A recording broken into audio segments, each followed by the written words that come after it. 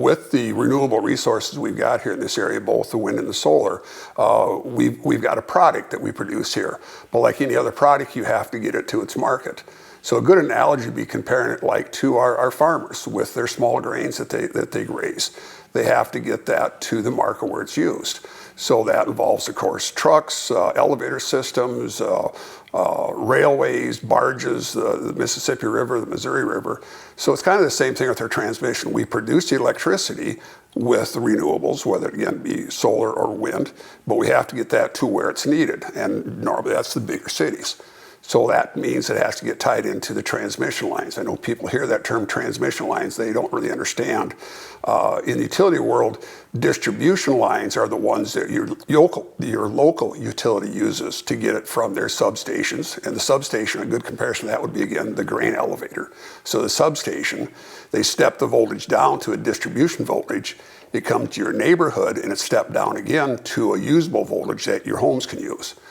But from the distribution system, then to go nationwide, they have to step that voltage up to a transmission voltage. So that's kind of what transmission lines are.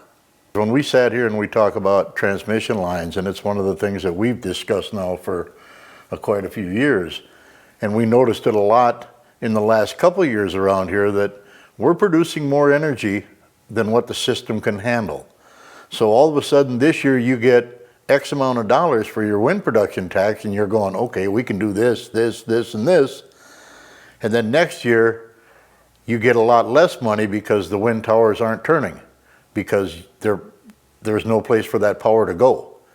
Mick referred to the system can't handle that much energy. That means the transmission line, certainly there's a use for this power, but you have to get it to that market. So the transmission system cannot handle the greater production. And that's where they will shut off certain towers in order, because they can only take so much capacity. And as they shut them off, that's when you lose revenue. Yep. What's important about the work you do for your communities? Well, I think one of the big things for us that we've noticed in Lincoln County is, you know, we get a subsidy, basically a tax that's put on wind production, and we get a portion of that tax for the county. And 20% of that goes back to the townships where the energy is produced. Now for us, then we can use that money for anything that we want to. And 80% of that is ours. So one of the biggest things that we did, and we all know how important this is, we floated a bond and tied in with a broadband company. We now have fiber optic internet accessibility to every single city and every single home in Lincoln County. In Lincoln County, we have $937,000 a year that we use for property tax relief.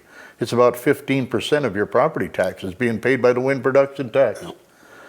So for us, it's been very good.